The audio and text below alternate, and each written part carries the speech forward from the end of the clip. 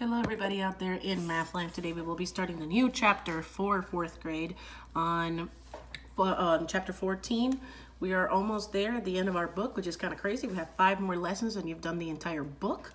I'm very proud of you for that. So we're going to be starting with 14.1, which is on line symmetry.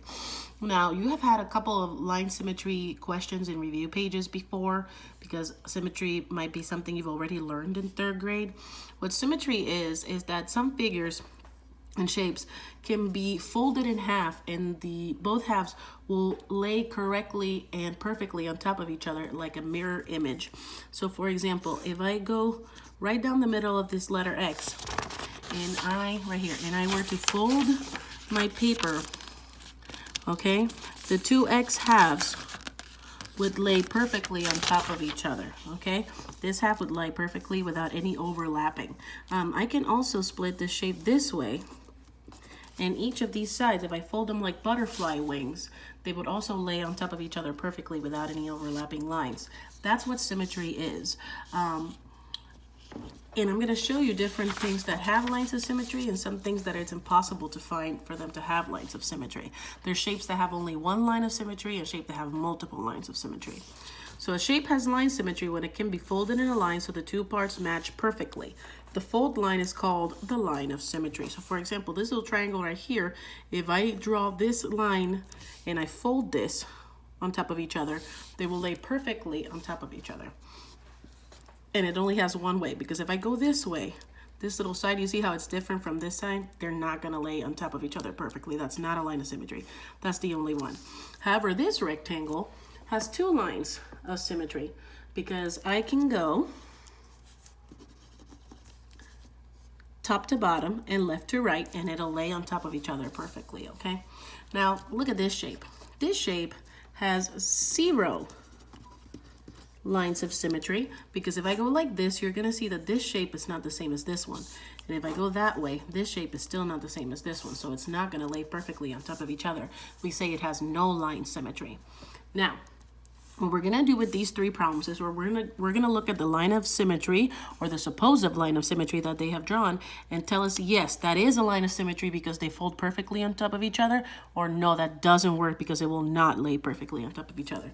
For example, in this triangle, look at the fact that this has 3 little sides here, but this has 4, meaning this is not a line of symmetry.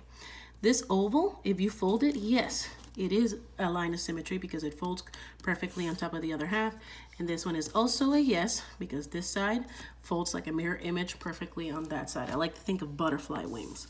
Now what you're going to do is on these 3 shapes, you're going to draw what lines of symmetry actually exist for this figure. Now if we go like this, is this side the same as that one? No, no, no. But if I draw a line down this way, this line is the same as this one. So yes, that's going to work. For this one, pentagons are fun because regular pentagons actually have 5 separate lines of symmetry. And they'll begin at one point and go to the other. So it has 5 lines of symmetry. It works. This L shape does not because this doesn't work, neither does that. So no, that one's not going to work for lines of symmetry. Okay, I'm going to now review with these figures. This does not have lines of symmetry. That's not going to cut it perfectly, neither is this. This, yes, has lines of symmetry, and it's bam. Whoops, that one doesn't really show like it's going through the middle. That's a better choice. Yes, it does have symmetry. And so does this one, the teardrop, kind of the water droplet, right there down the middle. Now let's draw these for these. Up and down, yes, those 2 are going to match. And then straight down the middle, so that's a yes. For this one, yes, right here. That's going to work. And for this one, no, because that's not going to work, and neither is that. So no. For here, it says create a 3-digit number that has a line of symmetry. I'm going to give you one example, 1, 3, and 8. Because 1, 3, and 8, if I cut it this way, the top half and the bottom half would fold on top of each other perfectly. So 138 is a simple answer for that one. Okay. It could also be 380 would also work. 380 because they would fold on top of each other too. 14. How can you tell when a line is not a line of symmetry?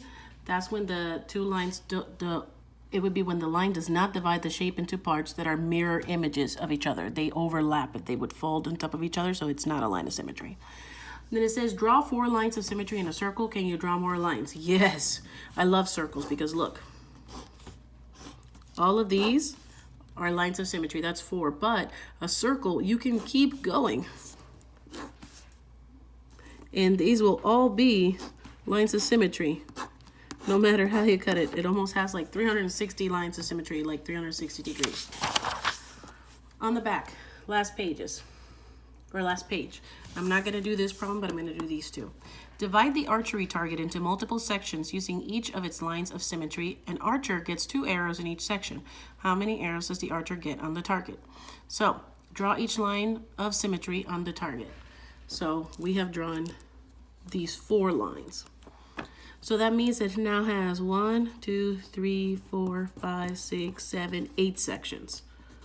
Okay, now it says that he gets 2 arrows in each section, so 8 times 2, that would be 16. So they got 16 arrows on the target. 16, divide the soccer field into multiple sections using each of its lines of symmetry. At the start of each game, there are 3 players in each section. How many players are there on the field?